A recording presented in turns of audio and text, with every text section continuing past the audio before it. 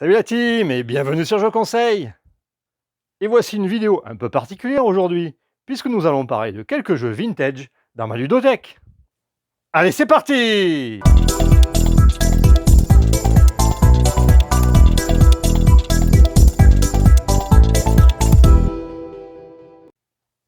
Et on commence par Dune de 1979. Attention, cette version est sortie en 1984, en même temps que le film de David Lynch. À l'intérieur, on retrouve le livret de règles, comme il se faisait à l'époque, c'est-à-dire avec très peu d'illustrations. On trouve également les plateaux pour chaque maison et famille importante du jeu, l'empereur, la guilde, les Bene Gesserit, les Fremen, les Harkonnen et les Atreides. Le plateau de jeu qui représente la planète,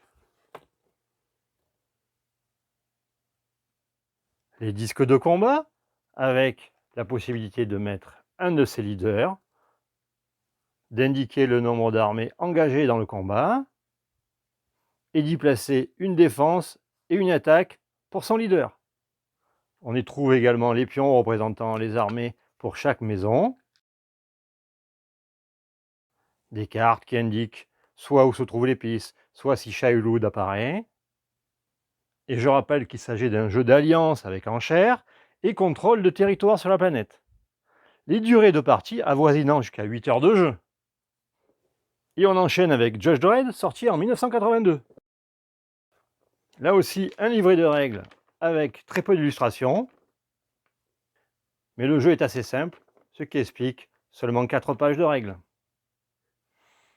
Des cartes actions ou bonus qui permettent à votre juge d'aider à l'arrestation de criminels dans la ville. Les criminels sont représentés par des cartes avec un niveau de difficulté. On va regarder le plateau.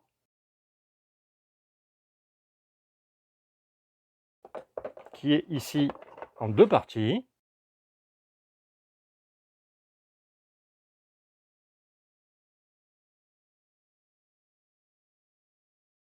C'est donc un jeu assez simple, d'une durée d'environ 1 heure, où on incarne un juge représenté par son pion, qui combat le crime dans la ville de Megacity.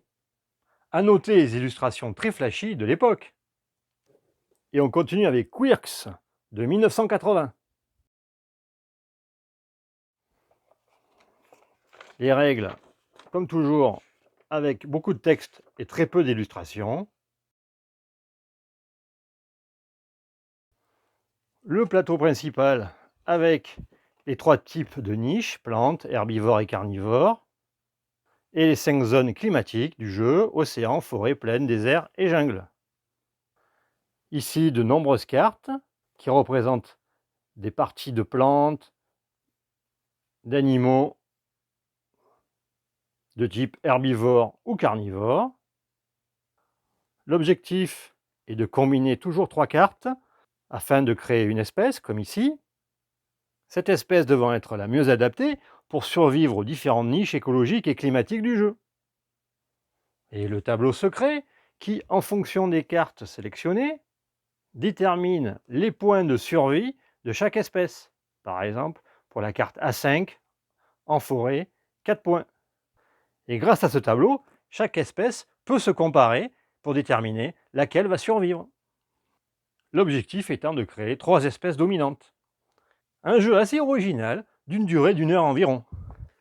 Et pour finir, The Fellowship of the Ring, sorti en 1983. C'est un des premiers Warto, c'est-à-dire mi-wargame, mi-jeu de plateau. On retrouve bien sûr le livret de règles avec moult textes et très peu d'illustrations.